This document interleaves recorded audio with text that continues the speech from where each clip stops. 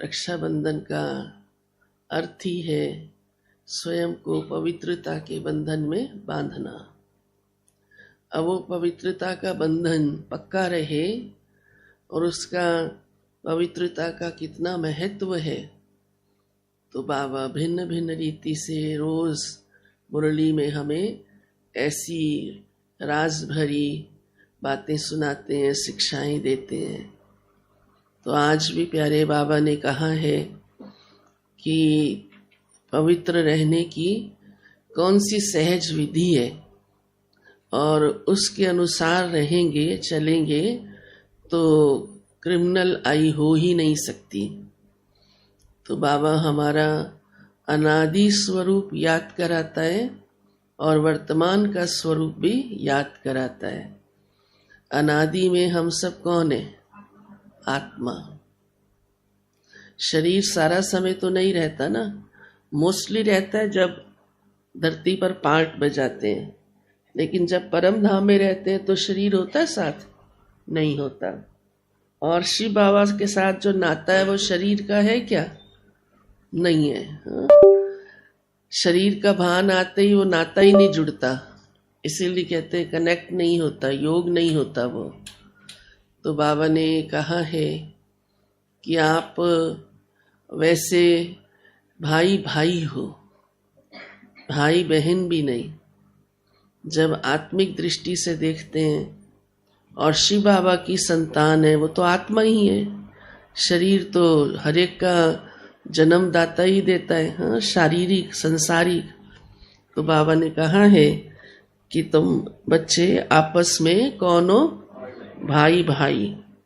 और जब इस साकार दुनिया में हो तो कौन हो? साकार दुनिया में माना तो शरीर मिल गया। जब शरीर मिल गया तो कहेंगे ना ये फीमेल है, ये मेल है। हाँ, अलग हो गए ना। अलग माना कि पहचान हो गई ना, शारीरिक पहचान। तो फिर बाबा कहते हैं आप कौन हो? पक्का है आप सबको तो। तो जैसे उत्तर पक्का है, ऐसे वृत्ति पक्की है कि जिसको भी देखो वो हमें भाई दिखाई दे, बहन दिखाई, जिसको भी देखो दुनिया के किसी भी कोने में। यही तो कमाल की बात है ब्रह्मा कुमारी इसकी।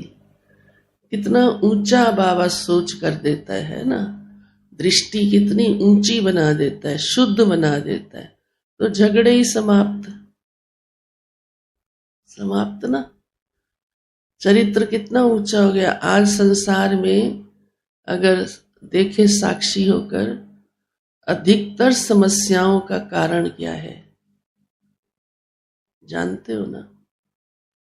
क्रिमिनल असॉल्ट ना हो तो हर एक को भाई और बहन समझो बस। लौकिक में बहन है, एक है, दो है, जो भी है, लेकिन ये दुनिया ही सारी, हर फीमेल मेरी बहन है, हर मेल मेरा भाई है, बस। और कुछ नहीं, और कुछ नहीं। इतनी वृत्ति दुनिया में कोई सन्यासी भी नहीं पक्की करा सके, नहीं करा सके।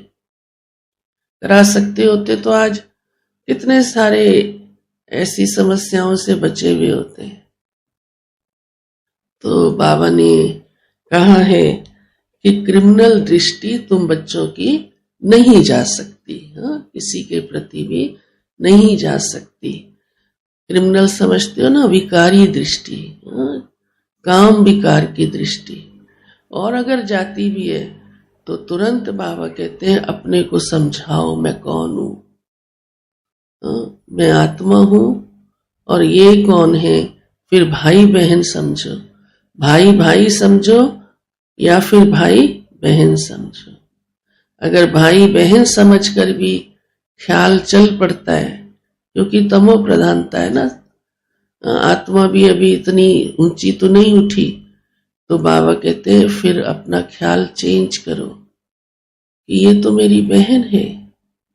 हम ब्रह्मा के बच्चे आपस में भाई बहन है। और बाबा तो कहते हैं सारी दुनिया ही भाई बहन है। आज इसीलिए बाबा ने कहा है अष्ट रत्नों में कौन आते हैं? पूरे विजयी, जो बनते हैं, जिनकी कभी भी क्रिमिनल आई नहीं हुई। तो बाबा कहते जो ऐसे विजयी बनते हैं वही अष्ट रत्नों में आएंगे, विजय माला का ताना बनेंगे। और वो कौन होंगे? हम बाबा के बच्चों में से ही होंगे। और वो भी कौन है ये आप जानते हो। नंबर 1 तो बाबा मम्मा है, और फिर दादियां हैं जिन्होंने बाबा और मम्मा को फॉलो किया, तभी तो वो दादियां बनी, नहीं तो नहीं बनती। तो वो अष्ट रतन बाबा कहते हैं उनकी क्या खास जीवन की धारणा रही कि उनकी कभी क्रिमिनल दृष्टि नहीं गई। और उनकी इस धारणा से, ये धारणा एक तप है, ये साधारण बात नहीं है। आत्मा को इतना कंट्रोल करके रखना, प्यूरिफाई करना, तो ये ऐसी स्थिति बनाना, तभी तो कर्मातीत बन गए। तो उनका ही फिर बाबा कहते हैं जप होता है। तप जिसका है उसका जप है, तप नहीं तो जप नहीं।